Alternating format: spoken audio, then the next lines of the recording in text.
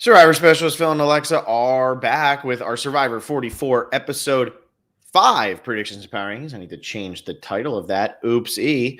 Episode 5 predictions and power rankings, where we're going to be breaking down the final 13. We don't have a guest tonight. We had a last second issue. So it's just going to be Alexa and I talking you all through everything that's going on. Our first comment, though, we have to throw this up right away, right? The Clutch hat trick. The U, thank you. I don't know what's going on in that picture, but thank you for the $1.99. Yes, the Miami Hurricanes are going to the Final Four, which is a very big deal. And if you try to rain on mine or Alexa's parade, you will lose because haters are going to hate, right? I'm allowed to say it like that because then it's not a copyright issue. That's definitely. Is it a copyright issue in general? But also, we went to school in like the rainiest, most tropical place in the United States. So pretty used to some rain. But yeah, we're pumped. For those of you who are patrons, you would already know that we're pretty pumped for this. But Miami men's basketball has never made it to a Final Four.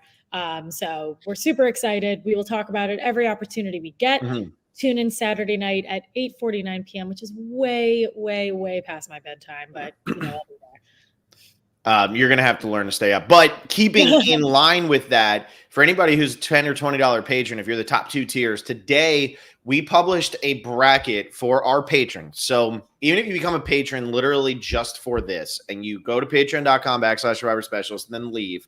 Only $10 patrons too, not even 20. Yeah, you don't even have to be top level. You can be 10.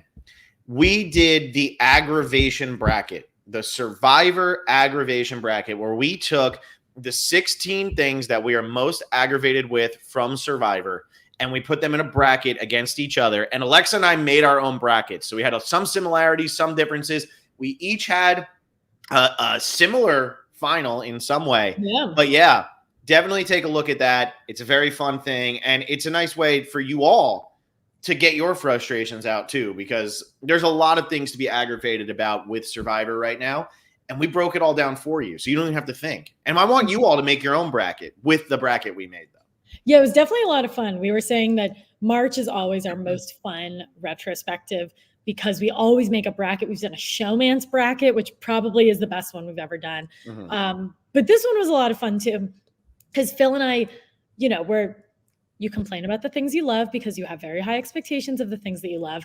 We have a lot to say, and I've actually never broken it down into 16 bite-sized pieces before. It's always just been like, oh yeah, the whole deal is frustrating. But it was really interesting to break it down and sort of prioritize and see what similarities Phil and I have in the priorities of a season and what differences we have too. So definitely become a patron and listen to find out, and definitely let us know your brackets too. It's definitely an exciting one. Yeah, and I think that's the biggest thing, right? Like, there's so much that we're all complaining about, but what is actually annoying us all the most? Like, what are we actually getting annoyed by? Is it the lost votes like we're seeing a lot in this season? Is it the 3 tribes of 6? We're in a very negative community right now, especially production really was high on 44. There was a lot of hype coming into the season.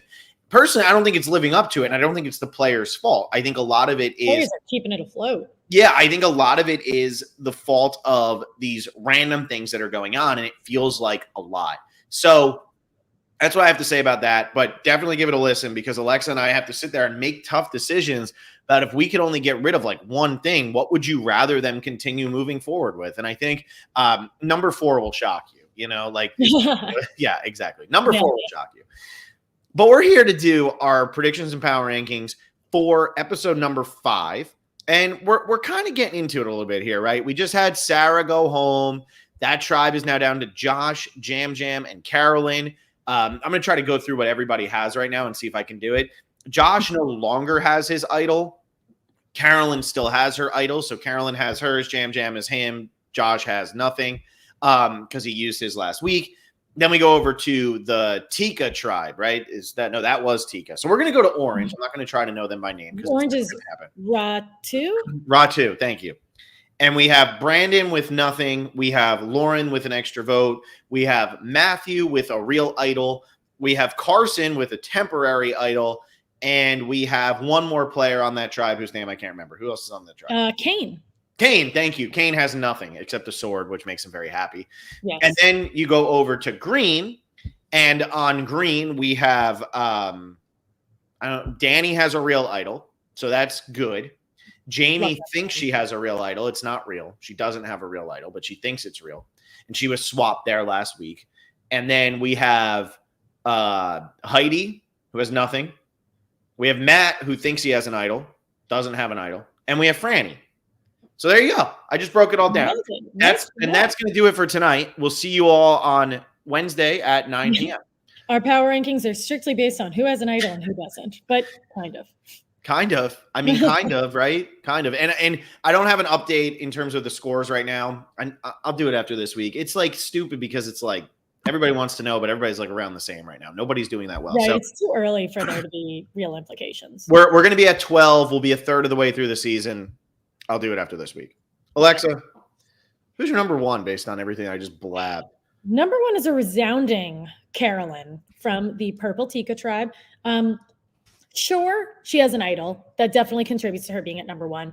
But she pretty much controlled that vote last week. And especially in an episode where we were told that Jam Jam was in charge and for some reason getting chucked under the bus left and right, she's actually the one in charge. And what's so great is I can talk about this ad nauseum. Nobody thinks or knows or even respects it if they know that she's the one in charge.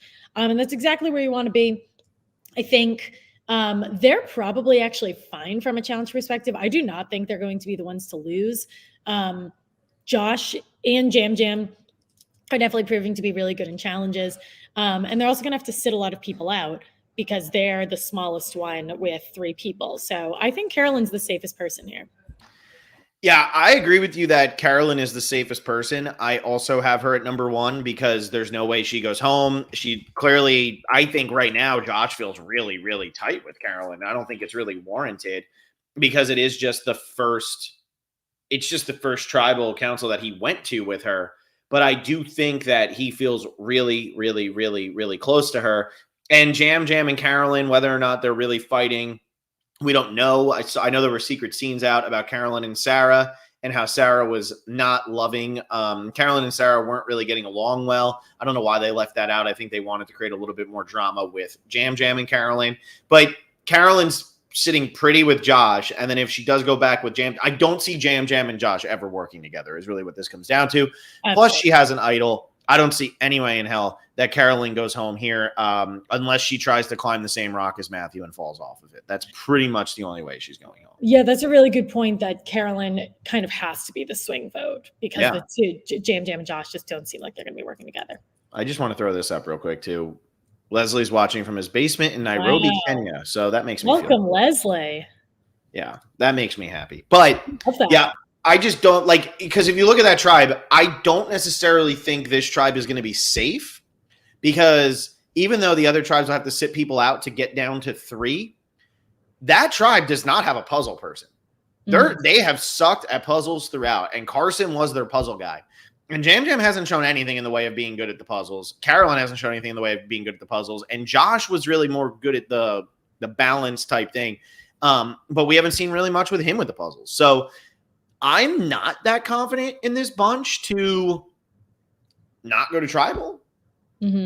But Carolyn's not going home if they do go to tribal. Unless everybody gets an idol that's more powerful than her idol being granted for going to 2 tribal councils in a row. The production team just decides, you know what? You each get an idol and they're more powerful than Carolyn's, Because at this point, why put anything past them? Yeah. Absolutely. As we talked about in our patron podcast. So we're both in agreement on Carolyn. No shocker there. And I mean, I'll go to my number 2, which is Jamie, who I said only had a fake idol, but she also has a real idol. And the beauty of... Poor thing thinks she is too. She does, but the beauty of where Jamie is at right now is one of her idols is a temp idol, and the other one is a long-term idol. And she knows that once the tribes all come together and live on one island, God forbid we call it a merge and just have anything be normal. God forbid. She knows that once that happens, that idol is no longer worthwhile. So if she goes to tribal council, she's going to play that one rather than the fake one. And therefore, she will actually be safe. Once that idol is no longer useful, Jamie's going to the bottom of my power rankings. But for right now, she's number 2. There is no way they can vote her out this week. Yeah, she's looking pretty good. I have her I have her at number 3, and I actually have Carson at number 2. And the reason that I have Carson a little higher is that he automatically has an alliance member. Not automatically, Matthew came to him, but that's why I would put him a step above Jamie. And for what it's worth, he's always being shown in the middle. Everybody is approaching him. Everybody wants to be working with him. So I think even without his idol, he's in a pretty good position. But I'm actually very nervous for Ratu. Yep, the Orange Tribe. So I think he is the safest person on that tribe. So I have Jamie at number 3. And why is Carson safe, Alexa? Because he has an idol that will last him one day. Carson's my number 3. Look at that. And as Survivor and production, and this is where I get a little aggravated and like my sarcasm starts to come out. I think as they try to make things more unpredictable, they make them more predictable. There are 3 people in this episode tonight who cannot go home. And if Josh had been in a better spot, let's say Josh had gone, let's say that tribe actually had a little bit more dysfunction, there'd be 4 people in tonight's episode who can't go home. No, I'm not sitting here saying that Danny can't go home because he has an idol. He's not going to go home because he has an idol. He's my number 4. So I have all the idols right off the top. Same. But Carson and Jamie's idols are too freaking powerful. They're too powerful because I was actually assuming the merge was going to happen tonight or whatever, Wednesday night. So if it does happen Wednesday night, maybe I'm an idiot for putting Carson and Jamie this high up. But they didn't say drop your buffs or anything. I think we're going to get one more episode without it. Yeah, I totally agree. And I saw something on Reddit and they made a good point. I forget what season they did this. It might have, was it Edge of Extinction? Give them a half of an idol and force them to make an ally. It's just, you've swapped people before and given them absolutely nothing, and they have figured it out. So trust that they can play the game. Don't give them an idol. It's bad. But yeah, I have Danny at number 4 also. I think he is in a really good position. He's dominating that tribe. He and Heidi are apparently super close. I don't really know why we haven't seen that. But I don't see why Danny would go home. He seems to be really like commanding the tribe, and he's going through people's bags and no one's throwing him under the bus. That's a very easy thing if you want to chuck someone under the bus to tell other people. I don't think anyone told Jamie that he went through a bag. I don't think so, because at this point, there's no loyalty to Jamie. There is zero reason to trust her because she's on the new tribe. And Danny seems to be the glue holding that whole group together. It seems to be him that kind of swung things to get rid of Claire rather than it being Matt or Franny who went home. And it seems like people really like Danny. So Danny can get away with it. And I don't think we'll have a situation like we did with Janine and Ellie last season, which caused so much drama on the interwebs. Alexa and I almost broke up, where who went through the bag and who did it and who touched it and who's lying and who's not lying and all that, blah, blah, blah. We're not going to have that situation on this season because I don't think anybody's going to be able to use this against Danny. And I actually think Danny's playing the type of game right now where people are, I feel like Danny is playing that Aris game. Ooh, Alexa just like shuddered. He's playing that Aris game where everybody on his tribe thinks that they're his number 1. And I think that's working. Now, he obviously knows Matt and Franny are going to be tighter together. And I'm sure Matt and Franny are smart enough to be like, hey, Danny really going to trust us over whatever. But right now, Matt and Franny just have to be okay with the fact that they're a pair and Danny's willing to work with them. They don't really have the power in this relationship yet. So I do think that like that's really working in his favor. And that's why Jamie's never going to find out that Danny went through the bag. And I think by the time anybody wants to tell Jamie, Jamie's already going to be out of the game and they're not going to be able to use it against Danny the way they want to. Yeah, I completely agree. I think Danny's in a good position. And to stay on the tribe, I have Franny at number 5. I actually have her higher than only one other person that has an idol. Franny, I think, is in a really good position on this tribe because she has Matthew, and even though he can't vote because he still has to go into the tribal council without a vote, she is seen as, I think, the head of the snake in that pair, but not in an intimidating way. I think the pendulum has finally swung that Matthew and Franny existing together and having a crush on each other is not a game-breaking situation. She and Danny seem to get along, or at least Danny seems to trust her. Jamie is all alone, so I think Jamie could potentially work with her. Franny just seems to be the person that everybody on that tribe is comfortable working with, and not necessarily all with each other. Yeah, I don't have Franny here, but I do agree with you that the top 4 all have idols, and there's a 5th person, Matthew, who has an idol, but I don't feel as comfortable for Matthew, because Matthew, for as much as we're getting to know him and everything like that, Matthew is really playing hard. And I don't know if we're supposed to be thinking, man, this guy's really smart, or man, this guy is overplaying his hand. Yeah, I can't tell. We saw it with Jamie. That was a big scene. And then they split up, and he's like, oh, I worked so hard to make that happen. And now he goes over to Carson, and he tells Carson he has an idol. And I wonder, is that going to come back and bite him?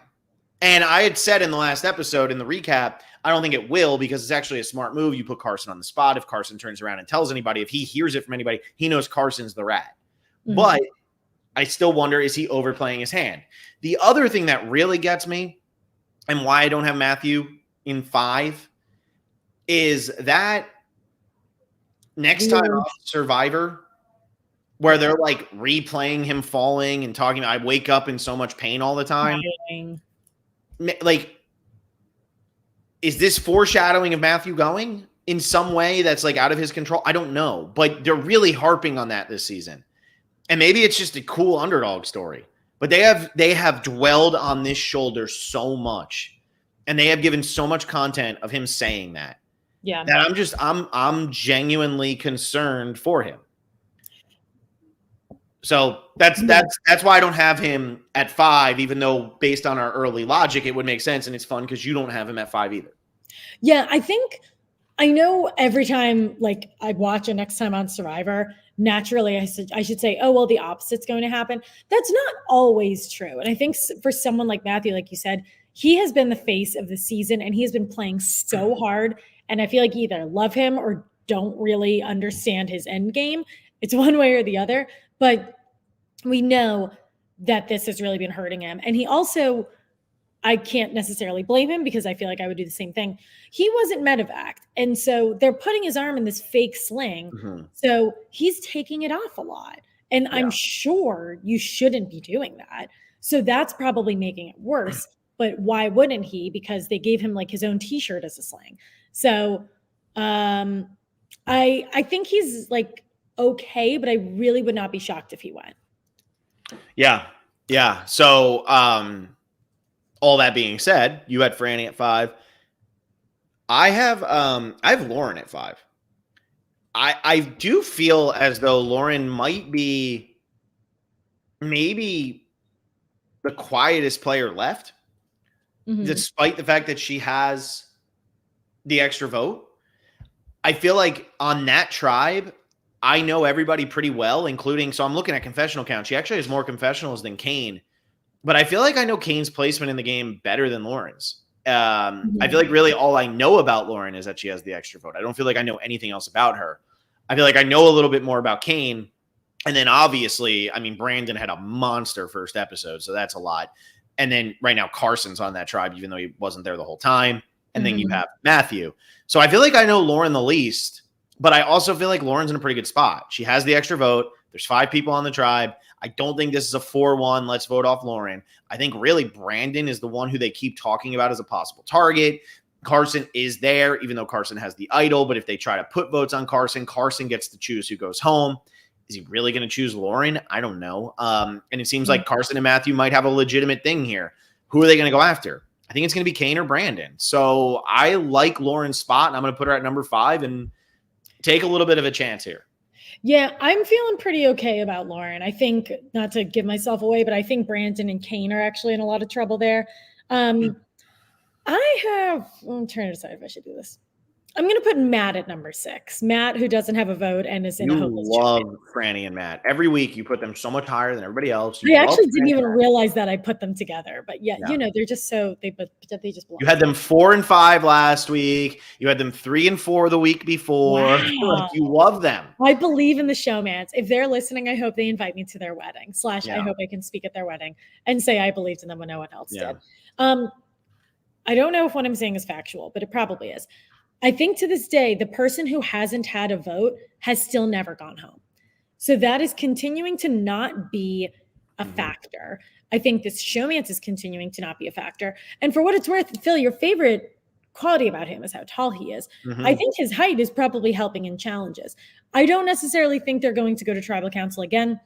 They seem like that very athletic tribe that is probably going to just not go to tribal council again until the merge. And even if so, or in the merge, even if so, there's going to be a little bit of a target on Jamie. There could be a target on Danny because he is playing very hard.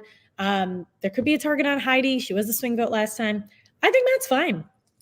So my only concern is this: 5-person tribe, they lose.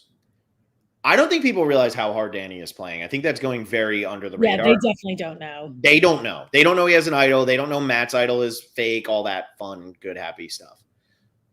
If they go to tribal, Jamie is playing her idol. And it's a real one. And it's a temp one. So she's going to play it. Like, it's, again, not good Survivor play, but I'm not hating on Jamie. I'm hating on production for this. It's player. Yeah, it's not good play. It's, yeah, no shit, you're going to do that. So she plays her idol. There's 4 people left. I don't think Danny gets any votes. Matt doesn't have a vote. And they think he has an idol. Who do we target here? Is it Matt? Is it Franny? Or is it Heidi? Now, I'll get to who I actually think. But because of that scenario, that's the only reason why I can't put the other 3 green players any higher than Jam Jam, who I have at number 6. Nice. And I don't care what anybody in the world wants me to think. Carolyn and Jam Jam are 2 peas in a pod, and Josh is going home if this tribe loses. If Jam Jam goes home, I will be floored. I don't care what the edit told me last week. I don't care how shocked Jam Jam was. The fact that they showed us this secret scene of Carolyn and Sarah not getting along, and then still, like, and didn't put that in the show. Normally I say secret scenes are pointless, and I still think this is pointless, but I think it also speaks volumes about they're trying to keep us in the dark for at least one more episode so that there's some sort of drama. And only the people who actually sought out this scene will be like, oh, Jam Jam and Carolyn are fine. This vote had nothing to do with Jam Jam. This vote had everything to do with Sarah. Now, I could be reading into that the wrong way, and they are saying, well, they didn't need to show us the 2 of them being close because she actually is going to turn around and vote Jam Jam out this week. God, if Jam Jam, who has 18 confessionals, 7, 5, 1, and 5, goes home, and Josh, who has 11 confessionals now. I can't hear you. You can't hear me? Can everybody else hear me? What the fuck? I'm pretty sure it's coming through. Everybody. Oh, okay. Alexa's gone. Can you guys hear me? Somebody in the chat say if you can hear me. Okay. So anyway, it was Alexa. But there is no way that Josh. Everybody says it's you. Yeah. Okay. There is no way that Josh, who has confessional counts of 2, 0, 2, and 7, and we didn't know anything about until last week, is surviving over Jam Jam. I'm just not buying it at all. And that's it. That's why I have Jam Jam at number 6. I'm going to keep talking. I'm just going to keep talking. Alexa's looking inquisitively at the screen. I'm going to narrate. Alexa, you're back. Yeah, it was you, everybody says. So yeah, no, that was definitely me. My tab said it was muted, which was really weird because I didn't think you could mute a tab, but we're here. You can mute tabs. Yeah, I think if you do I love those shortcuts where you accidentally do the shortcut and don't realize that you did a shortcut, and then you can't undo the shortcut because you didn't know you did it in the first place. Yeah, that sounds about right. It's fun. I actually also have Jam Jam at number 7. I thought I was kind of crazy for putting him that high, even though I guess we're halfway through. I agree with you. I do not understand why he would go home next week. And this isn't the fault of anyone, but I feel like in general, everyone that's gone home has been like a little random. And so I feel like they're building up who the merge characters are going to be. But also, Jam Jam has been carrying the team in challenges. He has apparently been the guy. Mm-hmm. And he and Carolyn got in a fight, but it was also made pretty clear that they get in these snits pretty often. Mm-hmm. Like Sarah commented on it, Jam Jam commented on it. So I'm not really concerned about that. And I don't think that Carolyn would choose, because I think she's the person who like decides this vote, I don't know why she would choose Josh over him. They have more history together, and Sarah's gone, but Sarah caught Josh in a lie about his profession, which didn't have to be a big lie, but now it is a big lie. So I think Jam Jam is totally fine. Yeah, I totally agree. Why would she go with Josh? I mean, I know it worked out in this last episode, but I think it was circumstantial. I think it was just circumstantial. And I think Carolyn did a great job of, and she might not explain it the way we're used to people explaining it, but I think what Carolyn did a great job of is she positioned herself where she was the swing and ensured that Jam Jam couldn't go against her. She's the power player now. And if she votes out Josh, and we all know Josh wouldn't have gone home because he had the idol, but let's say he didn't have the idol and it didn't work, Josh goes home. Jam Jam and Sarah could just vote out Carolyn. And she has the idol, so she's pretty safe. But right now, she ensures that she doesn't have to play an idol. And I think she is going with Jam Jam. I think Carolyn and Jam Jam are going to work their way through this game together as much as they can. They're a weird, odd couple, and it's good. I mean, it's a good thing. I just don't see, based on Josh's edit, and I'm going to say based on Josh's edit, like, he is not outlasting Jam Jam if that's what happens on this tribe. Josh is genie right now, right? Like, the edit's just not there for him to live through this tribal council. Yeah, I agree. Have you gotten to your 7 yet? Did I get to my 7? No, I didn't. So my number 7 is actually going to be, I'm going to go with Kane. I don't really have a reason, but just don't feel like Kane should go home from that tribe. I feel like it should be Brandon, or I feel like it should be Matthew. And I know Matthew has an idol, but I wonder if Carson, who we're being told is a very good Survivor player, I wonder if he can figure out a way to get Matthew out of the game with Matthew having an idol. Now, knowing that information, I wonder if he can pull it off. I don't know who is so loyal to Matthew that they would try to prevent that from happening.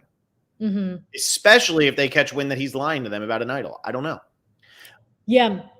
But again, I'm going back more to the shoulder. I mean, they showed a preview clip of him and Carson talking and walking through the jungle, and he's got his arm in the sling. Like, I just have a bad feeling about that with how much they're harping on it. Yeah, I actually have Brandon. This is probably actually I'm gonna live change. I'm gonna have Lauren at number 8. I like Brandon, Lauren, and Kane. They're like the 3 that I know the least about from a player perspective. But I think it's Lauren's vote second vote, if she chooses to use it, is going to be very important. Again, I don't think we would lose 2 people in one episode, but like if Matthew leaves and then they go to tribal council anyway, that's going to carry a lot. But I think to your point, it would be a little weird if Lauren went home.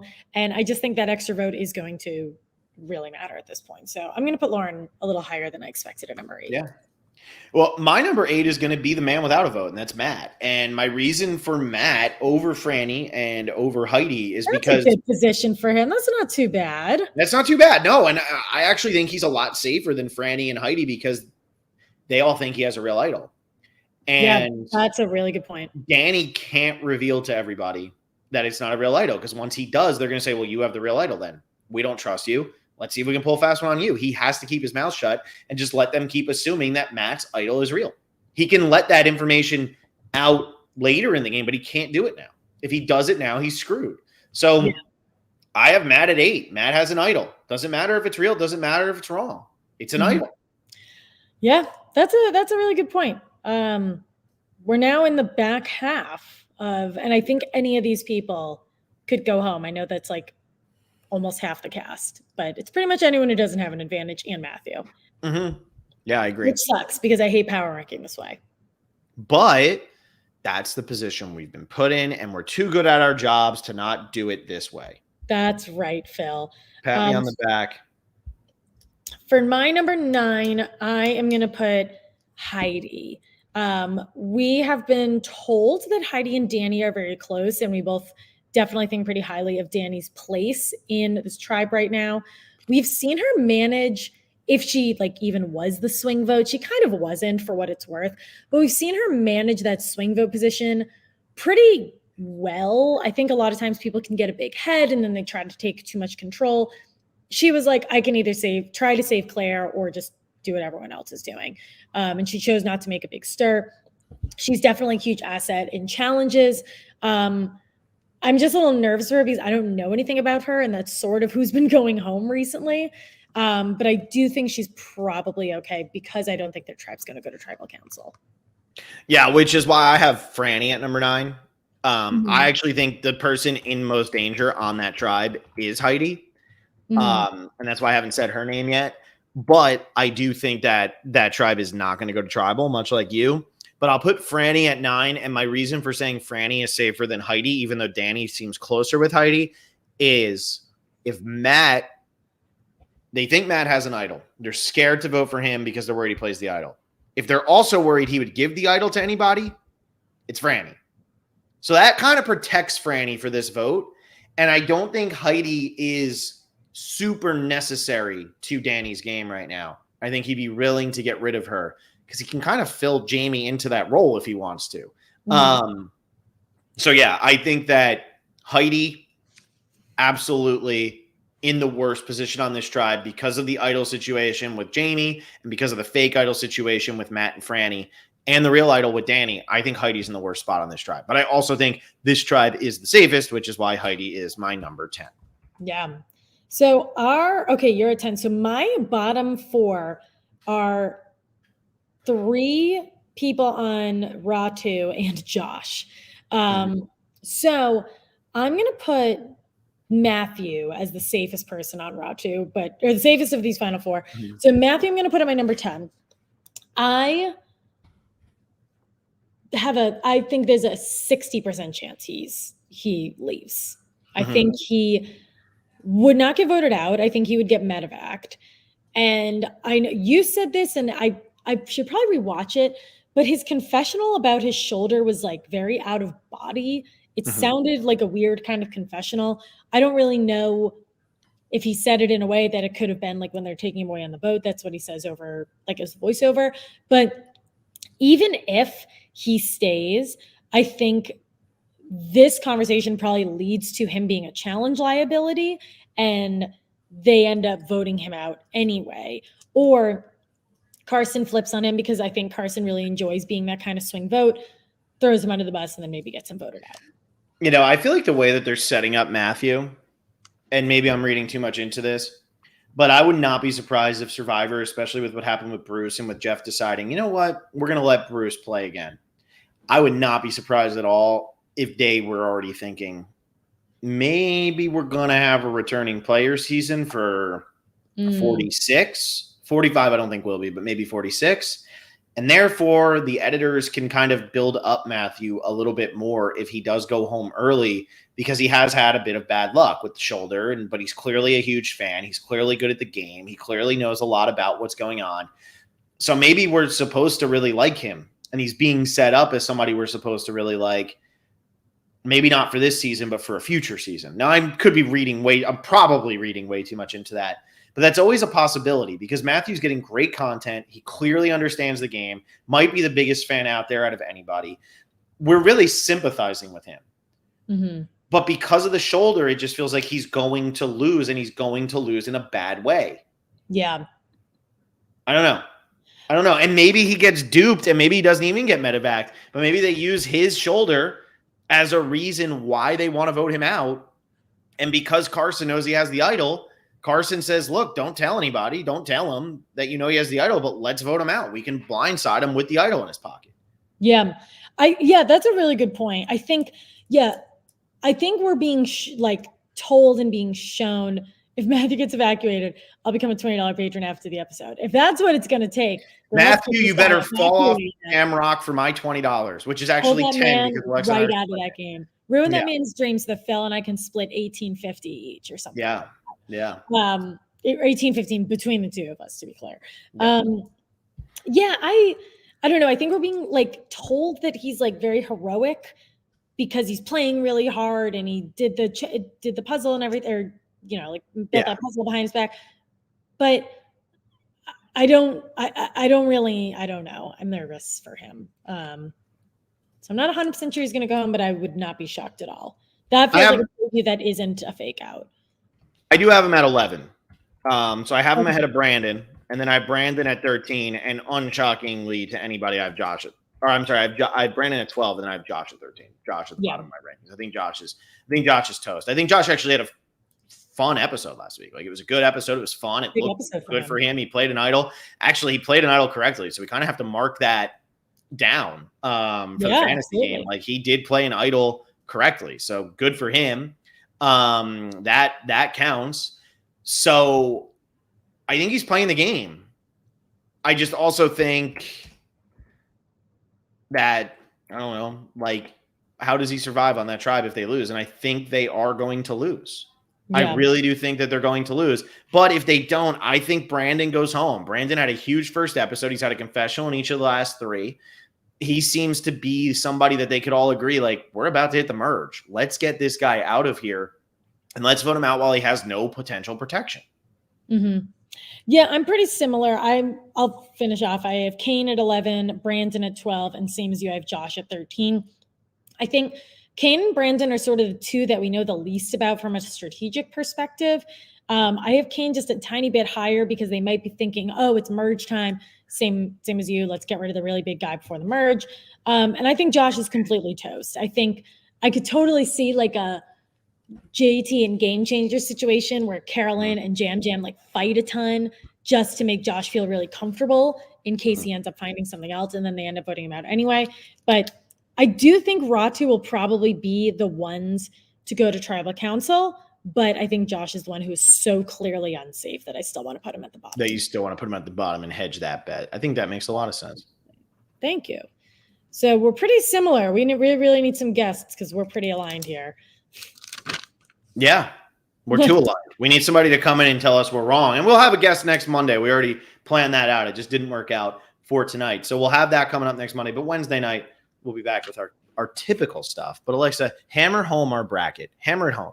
Yeah. So as you know, for those of you who listened at the beginning of the episode, for those of you who are just tuning in, Phil and I, for our $10 patrons, we always do a retrospective. And candidly, we're always like, what do we talk about? You know, there's so much in Survivor history of what's interesting. But every March, because Phil and I are huge Miami sports fans, I'm not much of a basketball fan, but, you know, you do what you got to do. We make March Madness brackets. We have done a showman's bracket. I forget what bracket we did last year, if I'm going to be completely honest. But this year we decided to pool all of our frustrations to make a Survivor aggravation bracket.